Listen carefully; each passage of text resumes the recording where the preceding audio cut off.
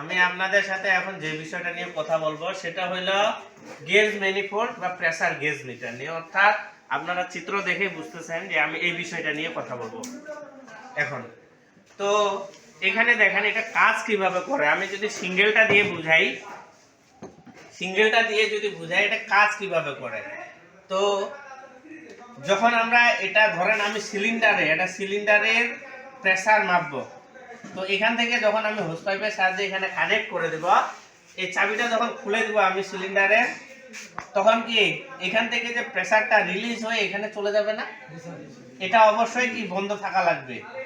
তাহলে এই প্রেসারটা যায় কি করবে, বাঁকা টিউবের উপর হিট করবে বা বাঁকা টিউবের উপর প্রেসার ক্রিয়েট করবে। আর বাঁকা জিনিসের উপর যদি প্রেসার ক্রিয়েট করা হয় তাহলে জিনিসটা সোজা হইতে চায়। তাই এখন নির্দিষ্ট চাপে এই বাঁকা টিউবটা নির্দিষ্ট পরিমাণ সোজা হবে। যত বেশি চাপ হবে তত বেশি সোজা হবে, তত বেশি এখানে পার্শ্ব করবে। ক্লিয়ার বিষয়টা? যত বেশি চাপ তত বেশি সোজা হবে, তত বেশি পার্শ্ব করবে। এই টিউবটাকে বলতেছে বার্ডন টিউব, এই বাঁকা টিউবটাকে বলতেছে বার্ডন টিউব। বুঝতে পারছেন?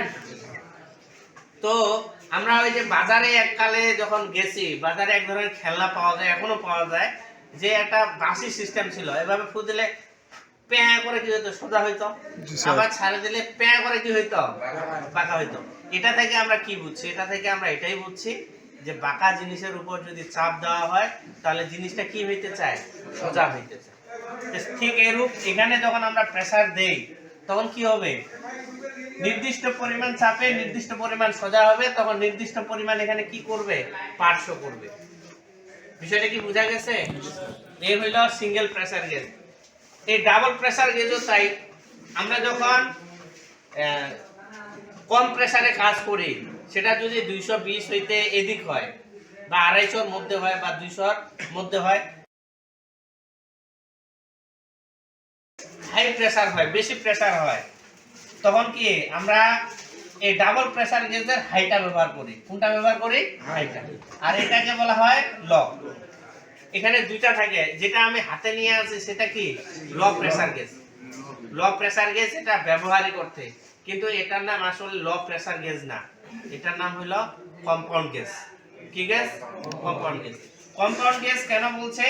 যে যেটার জিরোর নিচেও মাপা যাবে এবং জিরোর উপরেও মাপা যাবে, এটাকে বলা হচ্ছে কম্পাউন্ড গেজ। বুঝতে পারছেন? আর এটার ক্ষেত্রে কিন্তু জিরোর নিচে মাপা যাবে না। এটার ক্ষেত্রে 0 থেকে 500 আছে, জিরোর নিচে কোনো পার্ট নাই। তাহলে এটা কি শুধু একটাই, শুধু প্রেসার মাপা যাবে, ভ্যাকুয়াম মাপা যাবে না। এটাকে আমরা হাই প্রেসার গেজ বলি। আর এটা হলো কি তাহলে? কম্পাউন্ড। কম্পাউন্ড কম্পাউন্ড বলছে কেন? দুইটা মিটারকে একখানে সংযুক্ত করে দিয়েছে, অর্থাৎ জিরোর নিচেও মাপা যাবে, জিরোর উপরেও মাপা যাবে। তো এটার ক্ষেত্রেও সেম। এখানে যখন এটা যখন সিস্টেমে বা কোথাও ব্যবহার করা হবে, যখন এই দিক দিয়ে প্রেসার যাবে, এই বাঁকা টিউবের উপর প্রেসার ক্রিয়েট করবে, তখন নির্দিষ্ট চাপে নির্দিষ্ট পরিমাণ সোজা হবে, পার্শ্ব করবে। যখন এই পাশের মিটারটা ব্যবহার করব, অর্থাৎ কম্পাউন্ড প্রেসার গেজ মিটারটা ব্যবহার করব, তখন কিন্তু এই পাশেটা কি রাখতে হবে, আমাদের বন্ধ করে রাখতে হবে। তাহলে এই লাইনটা হলো কমন লাইন। ঠিক আছে? এই লাইনটা কমন লাইন। এদিক দিয়ে প্রবেশ করবে, এদিক দিয়ে কি বের হবে।